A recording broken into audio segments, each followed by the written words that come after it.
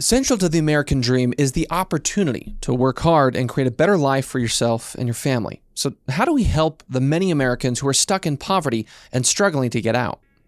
So our myriad of safety net systems, I think $1.6 trillion spent on trying to help people get out of poverty, has not done its job. On this episode, we talk with the Alliance for Opportunity about their goal of getting 1 million Americans out of poverty in 10 years and how reforming our safety net programs is a vital first step.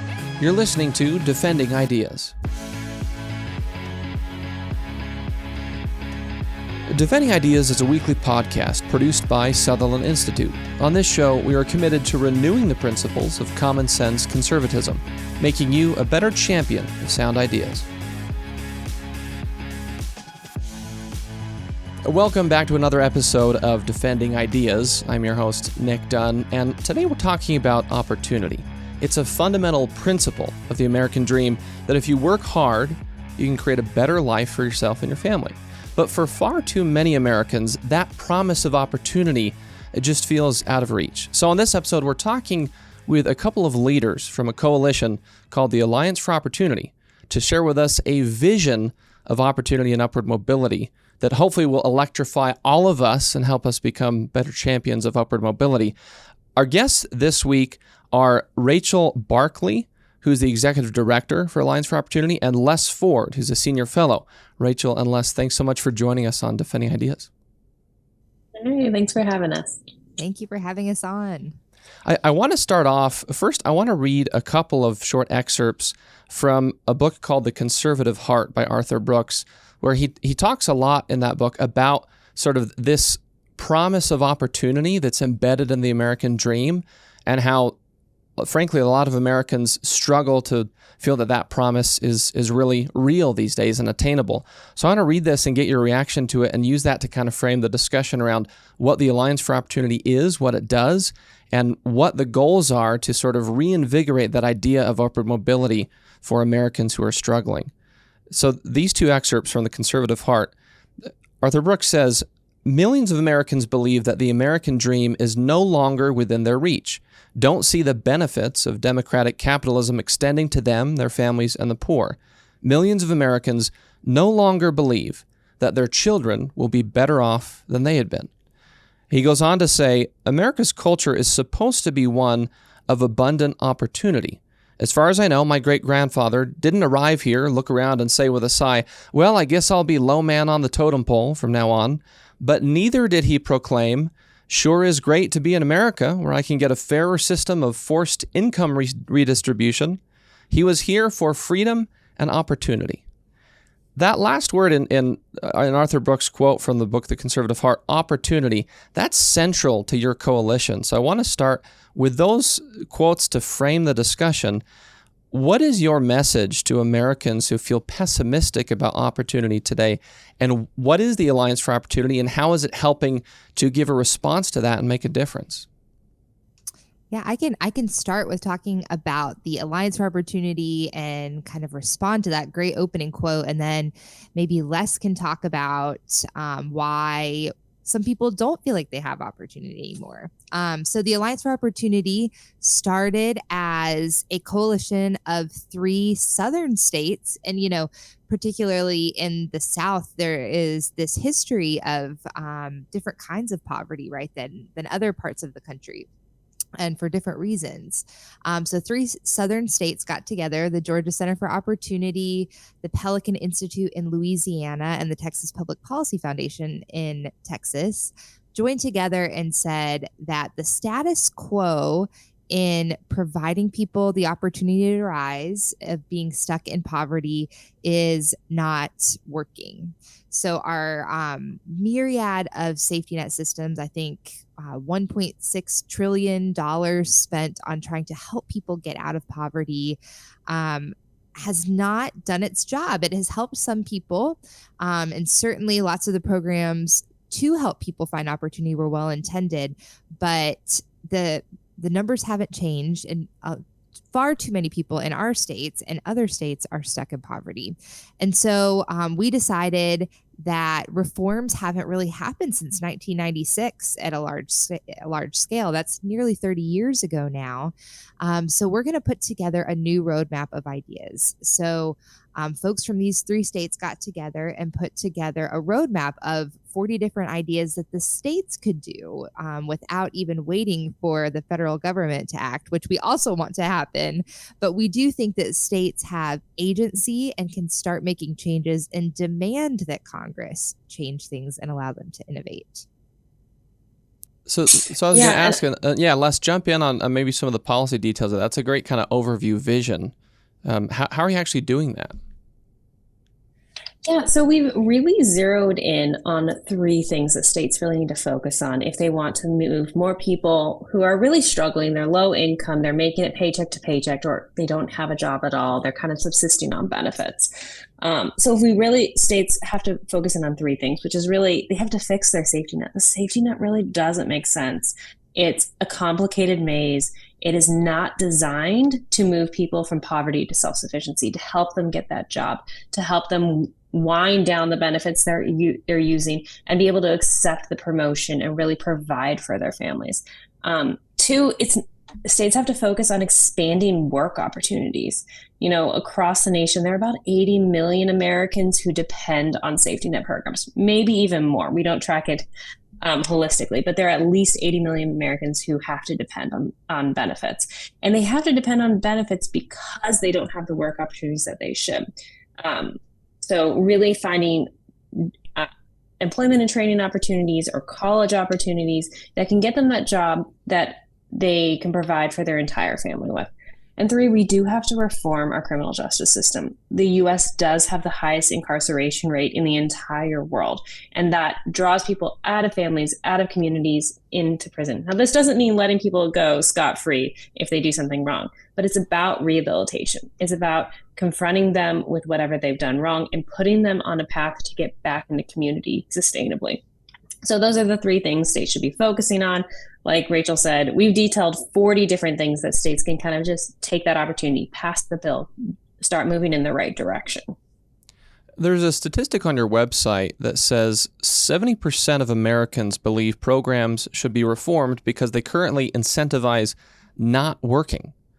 So help us explore that. I mean, you go back to the creation of the Great Society and the quotes from President Johnson where he talks about how all of these programs are going to help lift Americans up. And a lot of the rhetoric back then, and I say rhetoric not dismissively, I think that this was genuinely believed, that these programs will help move Americans into work and self-sufficiency. But sounds like what you're seeing is that often isn't really the case. We've had some previous discussions on this podcast about the benefits cliffs. And so maybe help us dive into that majority of Americans. If you're like, well, the programs, they don't actually incentivize work. Why is that? Yeah. So I think what's most important to realize is the safety net, it's not just one program, it's 80 different programs. So it's a complicated maze. And these 80 different programs, they weren't designed intentionally. You talked about LBJ's 1965 Great Society, but it really started in 1935 with Franklin Delano Roosevelt.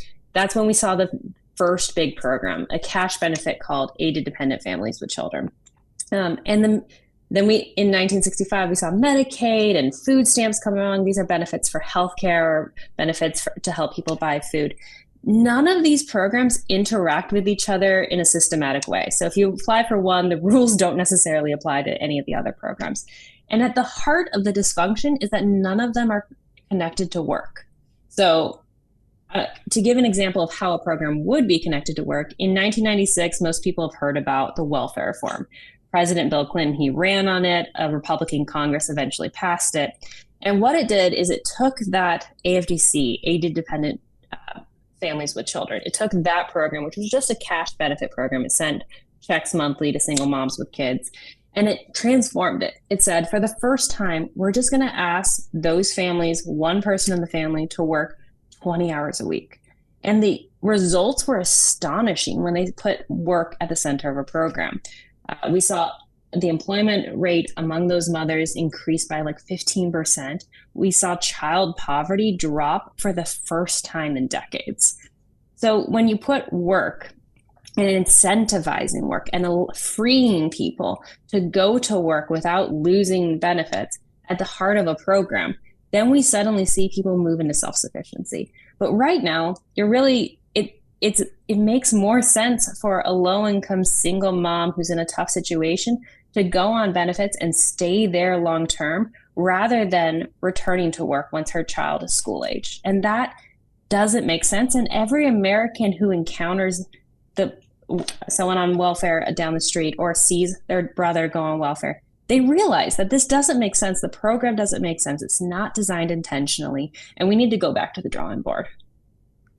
Rachel, I wonder if you could weigh in on kind of as Les is articulating some of the policy specifics that are maybe inadvertently built into the safety net programs that are making it harder for folks to move off of those programs and into work. That an analogy I've sometimes tested out to see if it makes sense, and I'll ask you both this, but it strikes me as our safety net programs are kind of like the Weasley's house from Harry Potter. If anyone remembers, where the description was the house is built, but then all these weird kind of disjointed additions where it didn't make sense. Nobody understood how the house was staying standing. In that case, it was magic, obviously, because it's Harry Potter. But is that, in a weird way, sort of an analogy for our safety net system today, where we had sort of these initial ideas, and Les, as you mentioned, in the 30s and in the 60s that created some of the foundation, but they have been sort of in a disjointed way created or added onto or tinkered with since. Does it need to just be wholesale reform? Is that part of the vision for the Alliance for Opportunity? That's exactly right. And why we have 40 different ideas is because there really needs to be a systemic approach, picking off each of these programs one by one. While it might help marginally, it's kind of the overall picture, right? I mean, you look at somebody's life and you don't just say, well, we need to fix how they're getting groceries, right? With SNAP benefits. You think of everything that's involved with their life, from childcare to healthcare to where they're living. All of these factors are at play. And, something that came out we did some polling about what people think about this, is that poverty is deeply individual. How somebody gets into poverty is deeply individual, and how someone gets out of poverty is deeply individual. And this disjointed system can't treat people like that. I have kind of my personal encounter with the system. 4 years ago, I became disabled. And I was in my hospital bed. I could not pick up a pen because my hands were paralyzed. And the social worker in the hospital came in a couple months into my stay and said, all right, as you're getting ready to go home, we're going to tell you what benefits that are available to you as a disabled person to, help you if you need it. And she dropped these big stacks of paper off, and she told me all of the offices that I was going to have to go visit to get SSI, to get transportation benefits because I couldn't drive anymore, to find my vocational rehab office to see what my options for a new path to work might look like, what equipment I need, et cetera. And so, I have just been knocked back in life, right? I am knocked off my feet, and suddenly I have stacks of paperwork to go through, tons of calls to make where I'm going to sit on hold, tons of offices to visit to even get these benefits, and it's overwhelming. And it also disconnects you from the community support, right? You're just trying to navigate the system when life knocks you back. And so what people really need is connection to community, and ultimately a path back to how they're going to be independent again and build the life that they want of opportunity. And so the safety net is a vital part of that, right? To get people back on their feet. But the current safety net doesn't make it easy for people to find that path. We need to take a quick break, but when we come back, you touched on something that essentially the again, disjointed design, where in other states, navigating the system in and of itself can sometimes kind of feel like a full-time job. So we want to talk about how Utah is a little bit different. And I also want to ask you about, you at the Alliance for Opportunity, you have a pretty aspirational goal. And that goal is to help lead 1 million Americans out of poverty in 10 years. So I want to ask you about that. How'd you land on that number? How are you going to do it? And then also maybe talk about what things in Utah have been done to address some of these problems in the past, but where there's still work to be done. So we're going to take a quick break. We've been talking with Rachel Barkley and Les Ford from the Alliance for Opportunity. This is Defending Ideas. We'll be right back. Sutherland Institute is an independent, nonprofit public policy think tank based in Salt Lake City, Utah. Our mission is to defend the principles of the American founding and strengthen the institutions of civil society essential for those principles to endure. Sutherland provides research, events, and multimedia to policymakers and the public to promote the principles of faith, family, freedom, opportunity, and responsibility. Visit sutherlandinstitute.org.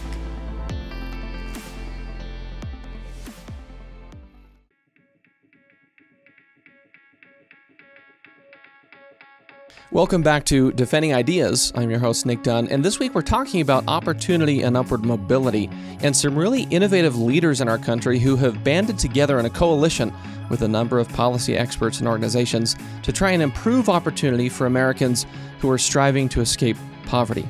Before we continue the conversation, I want to mention if you like what you're hearing today, please visit us at defendingideas.org. You can find short clips from this episode that you can use in your conversations with friends and family, and also things that you can share on social media to help to spread and defend some of the ideas we're talking about today. You can also subscribe to this podcast on Apple, Spotify, Google, wherever you like to get your shows. Just go to your favorite platform, type in Defending Ideas in the search bar, and click subscribe. You can get this podcast every Tuesday morning. That's defendingideas.org. So we want to continue our conversation with Rachel Barkley and Les Ford from the Alliance for Opportunity.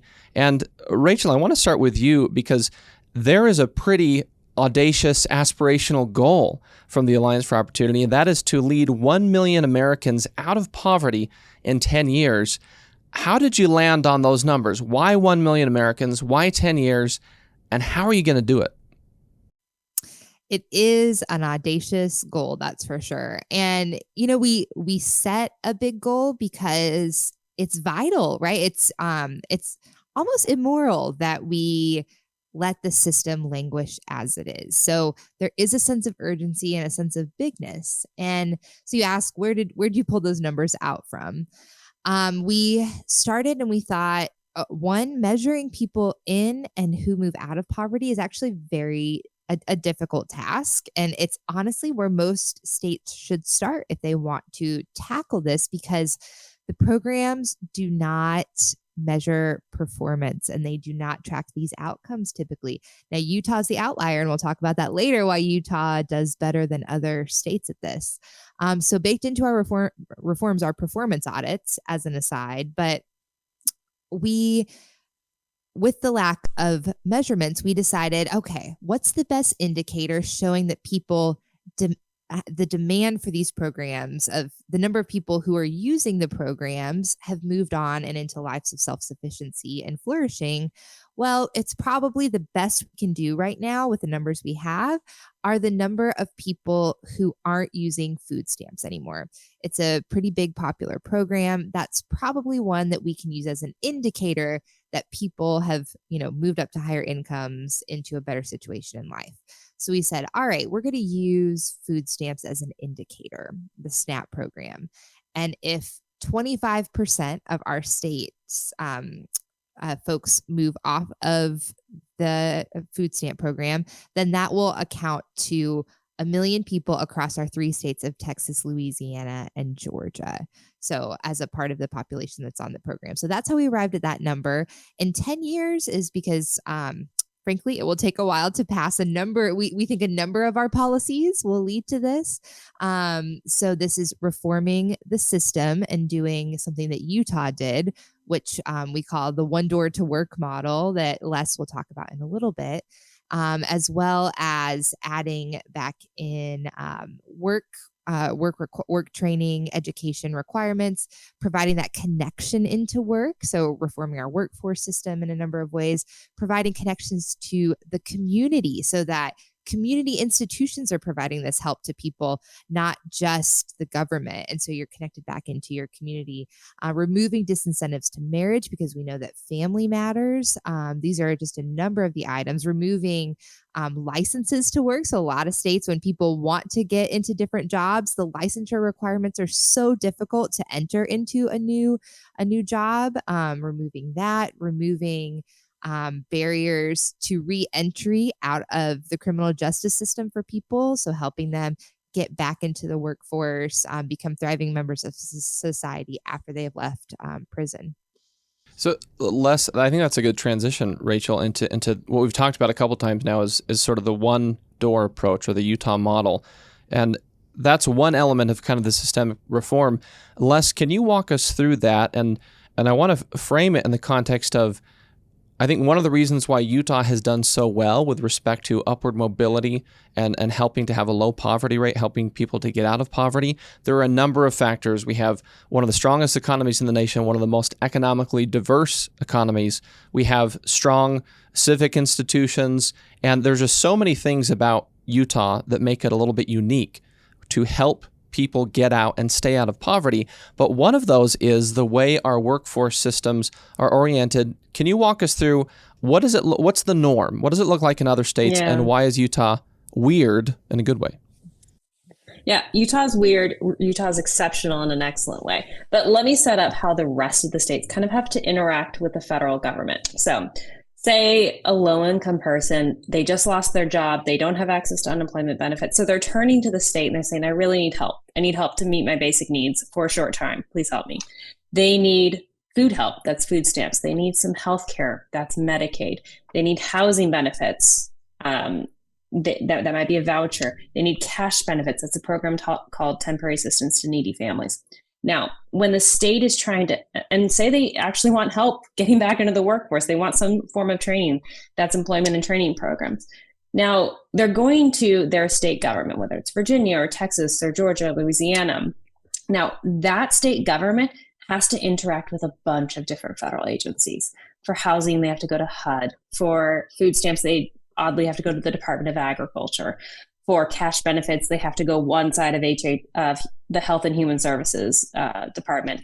For Medicaid, they have to go to another side of the Health and Human Services Department over at Center for Medicaid and Medicare Services. So when the state is trying to interact with the federal government, they are dealing with different federal bureaucrats for every single different program. They're dealing with different rules for every single different federal program. This is why we can't track who's coming off programs. None of the rules make sense.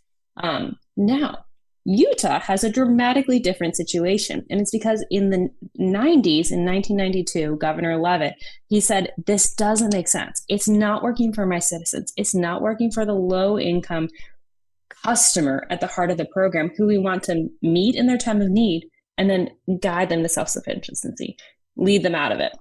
So he conducted an audit. He said, how many programs are in the state that are operating either workforce services or safety net services? And it came back, there were a lot. There were more than 50.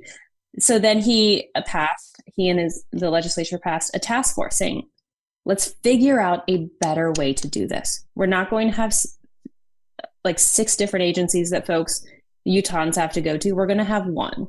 And so they created the Department of Workforce Services, and it launched in 1997. And currently it had 50 programs are centered in the Department of Workforce Services. You can apply online, you can come in person, you can call a call center, and the program person who encounters you there, the caseworker who encounters the customer, is going to say, what are your needs? What are our next steps? They don't have to deal with all of the federal rules. Someone else is dealing with that behind them. It's person-centric.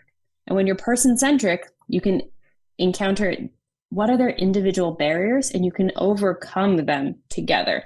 So the Department of Workforce Services, it's absolutely unique. Nowhere else in the country has this. And in fact, Congress is preventing other states from going down this pathway.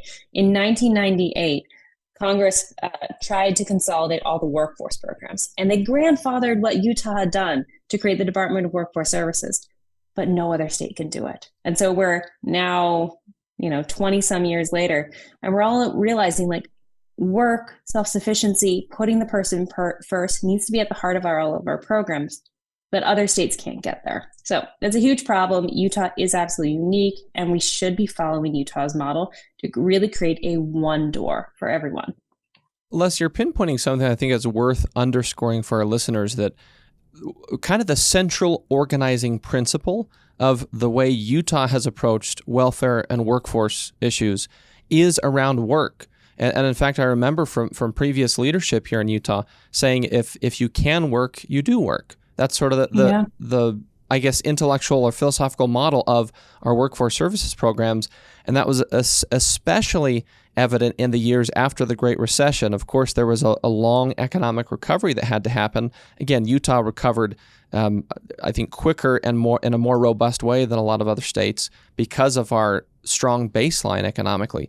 But it's this mentality of the goal of the safety net is to help stabilize someone who's experiencing a rough circumstance, but then move them towards sustained self-sufficiency as quickly and efficiently as possible. And that idea seems to be almost in debate right now. And so I want to, Rachel, maybe from your standpoint, seeing kind of the way this message is being received, not just in the 3 states you mentioned, but across the country. Is there a lot of pushback to that? Is there this attitude of, well, no, the safety net is just there to help people, work is something different? What are the fault lines of this debate? I think, and I know Les will have some things to add here, I think like a lot of issues in our country, what people actually believe and support is a little separate from our politics of how this washes out. So in our polling, as you mentioned earlier, the majority of Americans just know this, that work is the path to self-sufficiency. And it's not because work in and of itself is a magic bullet. It's because work connects you to community. It connects you to family. There, we have a study from the Georgia Center for Opportunity about what happens when people don't work. And there's higher incidences of substance abuse. There's less family formation. I mean, you think about all the things that come from prolonged periods of not working, and these tend to be poor outcomes, right, for people in a social sense of what disconnection from work does to someone. So it's not, people instinctively know this, but then the science, the studies back us up on this, that work is actually kind of a social program in a way. And so it's very popular, the solution of helping people get back to work. I think where it becomes political is the way it has been framed. So often people who oppose maybe work requirements or changes in this way think that mean people are just trying to kick people off of programs, and they have no heart and they just want to save money, right? And I don't think that is the intention at all. The idea is to reduce demand for even needing the programs because your life has gotten back on track. So I think, the idea of work is popular. How the different political parties might frame what a work requirement or a work first approach looks like is where the fault lines are. But the solutions are actually pretty agreed upon across the board. Les, how would you add to that? And we'll go to a break here in a second. In the last segment with you two, I want to get more into some of the other solutions that you folks are working on. But Les, what Rachel's saying is essentially work is more than just a paycheck. You cannot replace the benefits of work just with income subsidy, as some people argued in the immediate aftermath of the pandemic, saying that, look at these cash payments. To raise this many families out of poverty. That's ignoring latent poverty, that were it not for just handing cash to people, these folks would still be in poverty because they need to be connected to sustained work so they can earn their own success. Flesh that out for us. How do we convince folks that work is more than just income? It has all these other ancillary benefits. Yeah, I think Americans instinctually get this. I think this is why it always polls 70 to 80% that work is the key to getting out of poverty. But I also think the trouble is in how we debate it. Every time we debate in Congress on a federal level or even at the state level, we kind of go program by program. The Farm Bill is going to be up for reauthorization soon, and the Farm Bill is where the food stamps are reauthorized. And we're going to have a conversation with, should we ask people to work, or is work a punishment? This happened, as you mentioned, in the middle of the COVID-19 recession, where the child tax credit was expanded to eliminate the need for parents to work in order to get it. And at the heart of it, it was the question of, isn't it mean? It was kind of this question, isn't it mean to ask people to work in order to receive a benefit? And so I think when we have individual conversations, it's hard to see this holistically and to see what work does for a community and for that family. And I think Rachel mentioned so many of the benefits. It's not just a paycheck. It lowers depressive symptoms. It improves physical health. It even improves child educational outcomes. And there have been many studies after the 96 welfare reform that looked at, if you just provided more benefits without work, unconditional benefits, or you ask someone to go to work and receive earned income, what are the benefits long terms? And even if you just give someone more benefits, it doesn't have any of the positive effects that a paycheck does. So on every scale, we know that work is a better outcome, but we have to change how we're talking about it. We have to change the debate and how we weigh in on it. When we come back from the break, I want to ask you both about how we do that. Number one, how do we change the kind of the talking points around this issue, and especially want to equip our listeners with an ability to articulate the benefits of work and why these kinds of initiatives that focus on a work-based approach to welfare and safety net reform that still understands that circumstances can be tough for folks, and there's a huge benefit to having a safety net that can help stabilize and address some of those immediate needs, as long as it also connects folks with these work opportunities. So I want to ask you both when we come back to sort of help frame some talking points for our listeners, but then also touch on some of the other specific policy solutions you're working on through the Alliance for Opportunity, because I think that'll help give context to this issue and, again, better equip our listeners to be able to defend these kinds of things if they find themselves in a conversation with someone about it, or if they're just talking to their elected officials. So I'm going to take one more quick break with our two guests, Rachel Barkley and Les Ford from the Alliance for Opportunity. This is Defending Ideas. We'll be right back.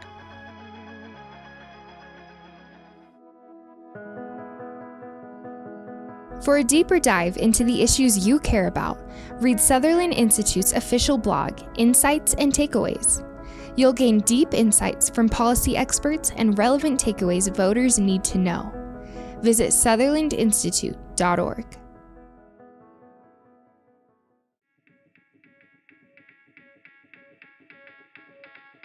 Welcome back to Defending Ideas. I'm your host, Nic Dunn, and this week we've been talking about poverty and opportunity to help more Americans escape poverty and create their own earned success through the blessing of work and self-sufficiency, and what we can do from a policy standpoint and from a community standpoint to help make that more attainable for more Americans.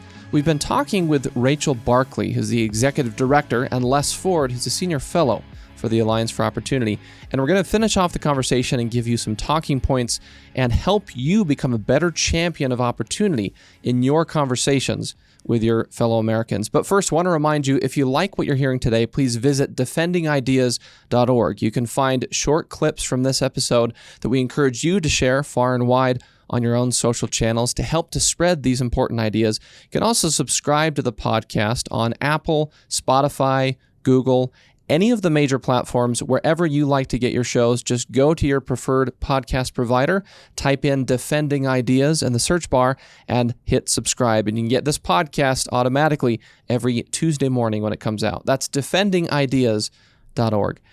Rachel and Les, I want to continue where we left off, and as we kind of round out the conversation, I want to touch on a couple of the policy barriers and solutions that you at the Alliance for Opportunity are working on, and then let's finish with giving our listeners a framework and some talking points.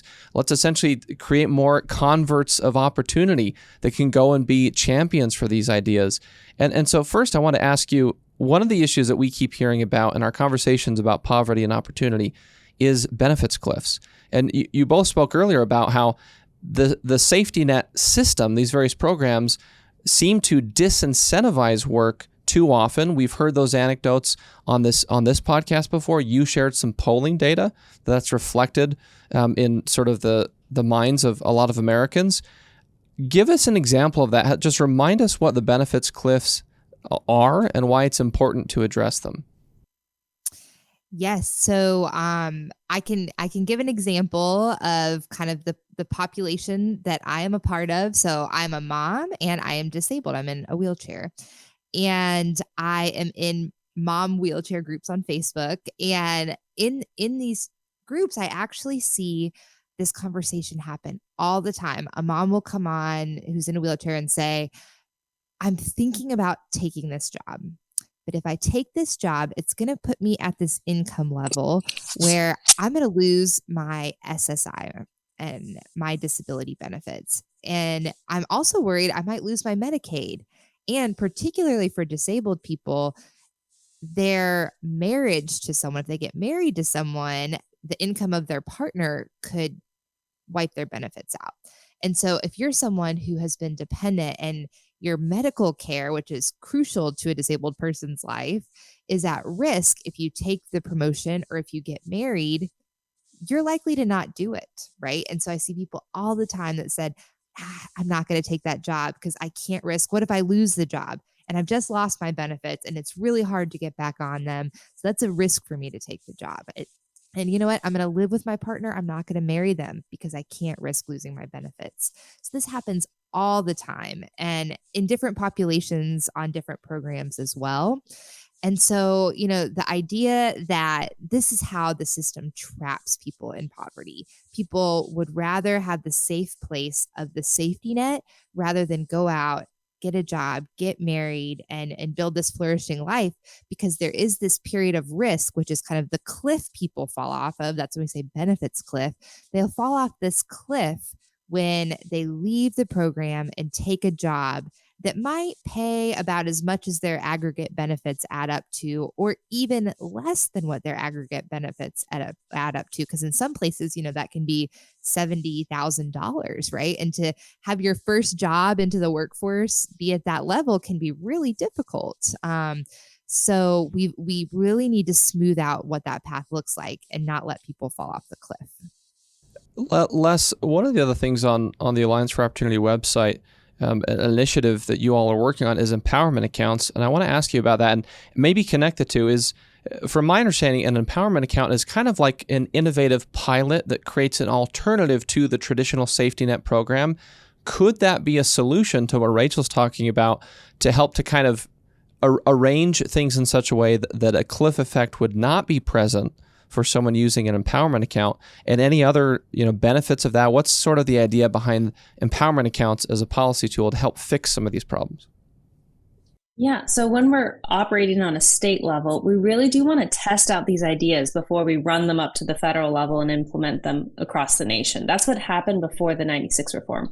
Before the 96 reform, ideas were tested in Wisconsin, they were tested in Utah, they were tested in Oregon before the feds and Bill Clinton, Newt Gingrich said, okay, now we're going to run it for everyone. Work matters.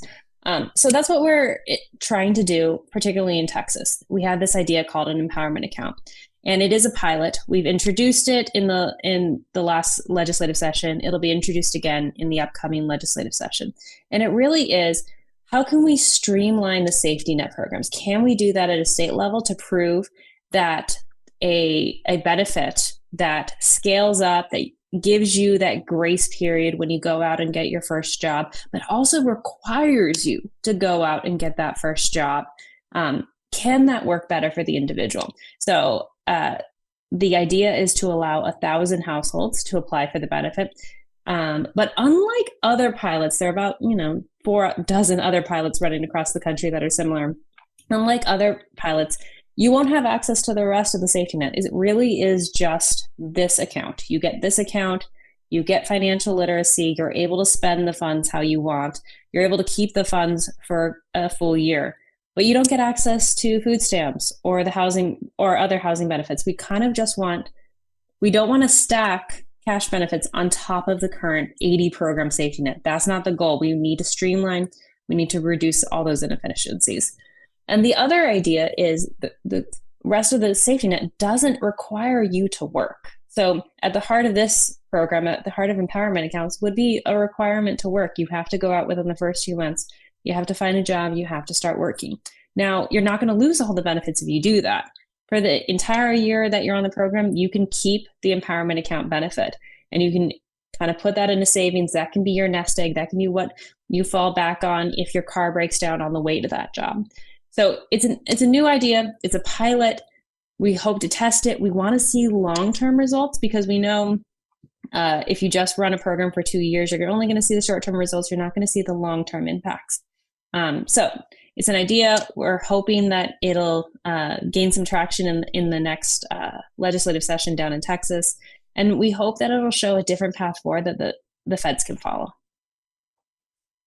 Basically like an HSA style account, rather than getting 5 different programs, they're all combined into one account. Yeah. There are a number of innovative policy ideas that you are working on from the Alliance for Opportunity. We didn't cover everything. There's other things that you folks are doing. But in our couple minutes left, again, there's this theme that keeps coming out in this conversation, and that's that no one here and no one in previous episodes where we've talked about poverty and welfare reform issues, no one has come out and said, the safety net is a bad idea, it's awful, we should just get rid of it. There should be no social safety net. That's not something that folks are in widespread ways trying to articulate. It's rather, we recognize that the safety net is an incredible blessing of a wealthy country with a strong free enterprise system. We just want to make it better so it works better for more Americans. And central to that is this idea of work and recognizing that our programs need to help more Americans truly move towards self-sufficiency.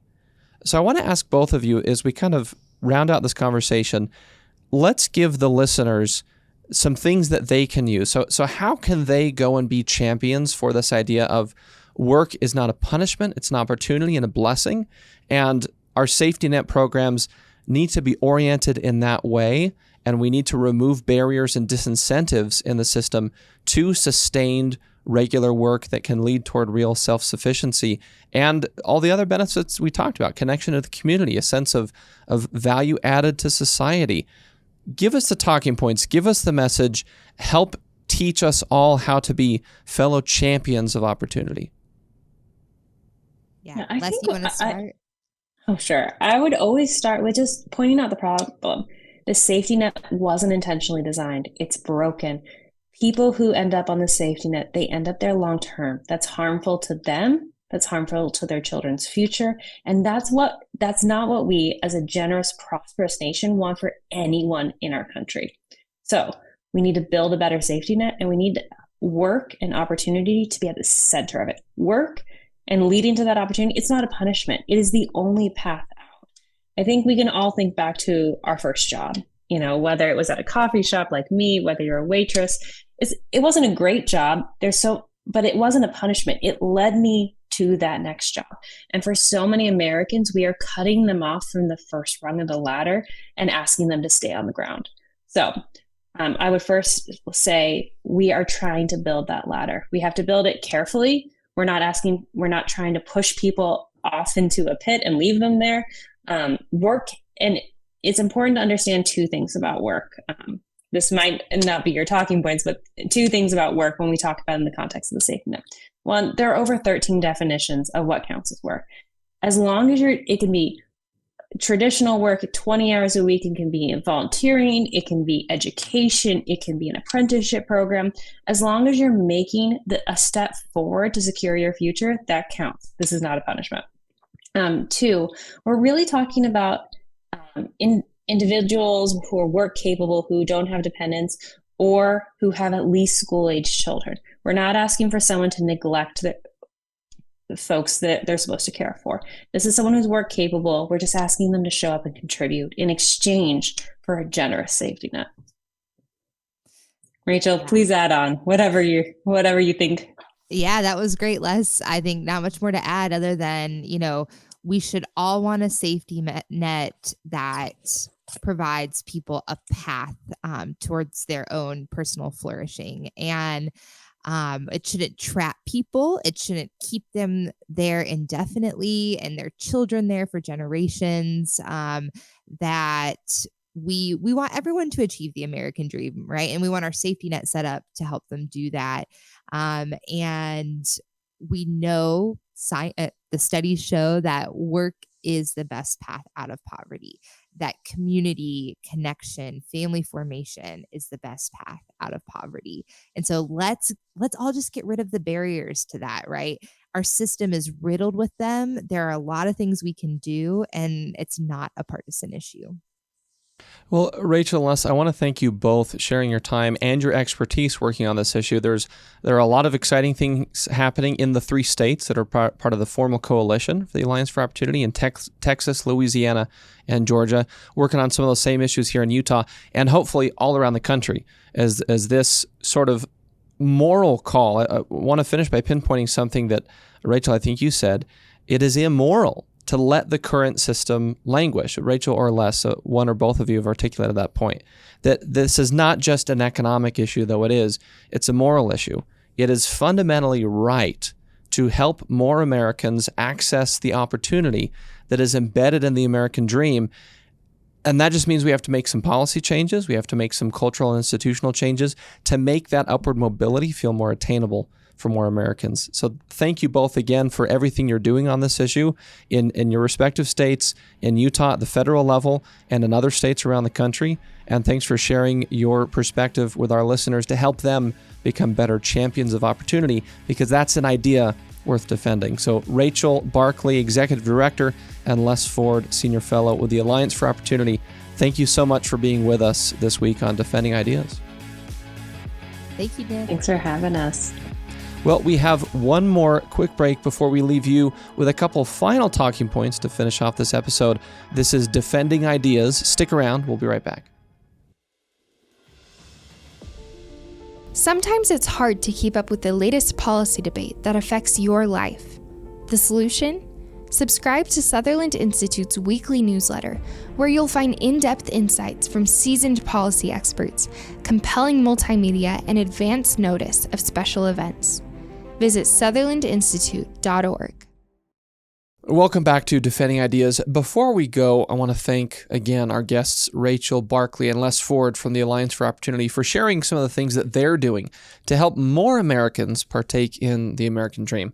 The question for you and I is, what's next? What can we do to help articulate some of these ideas that can really be empowering and lift up more Americans to help them escape poverty and move towards self-sufficiency? So if we find ourselves in a conversation about what to do about poverty in America, I think there are 3 key things from this conversation today that we can remember.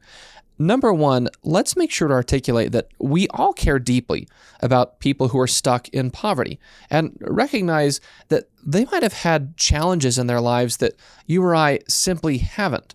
But they deserve the opportunity to realize the promise of the American dream, which is if you work hard, you can create a better life for yourself and your family. Number 2, there are simply too many public policy barriers that can sometimes actually make it harder for people to work their way up and out of poverty. So we essentially need a national movement, starting with each of us as voters, to identify those problems and call for appropriate reforms. Number 3, remember that work is more than just a paycheck. It's central to opportunity, and our safety net should prioritize helping people achieve self-reliance connected to work. We hope that these ideas help you to feel like you can become a better champion of opportunity for your fellow Americans. It's a core principle that we ought to believe in and talk about every chance we get. And we hope that you feel better equipped to defend these ideas in your own conversations with friends and family. We want to remind you, if you liked what you heard today, please visit us at defendingideas.org. You can find short clips from this episode. We always break these out into some of the most compelling sound bites that you can use on your social media platforms and in your discussions with friends and family. You can also subscribe to the podcast on Apple, Spotify, Google, a number of other platforms. Essentially, wherever you like to get your podcasts, just go to your preferred platform, plug in Defending Ideas on the search bar, and hit subscribe. You'll automatically get this podcast every Tuesday morning when it comes out. And also, we encourage you to share this podcast and the clips on your own social media channels to help to promote these ideas, these principles of opportunity and upward mobility that are central to the American dream, which means they're worth defending. Lastly, if you want to support the work of Sutherland Institute, please visit sutherlandinstitute.org/donate. Thanks again for spending your time with us on Defending Ideas. From the Sutherland Institute in Salt Lake City, I'm Nic Dunn. We'll see you next time.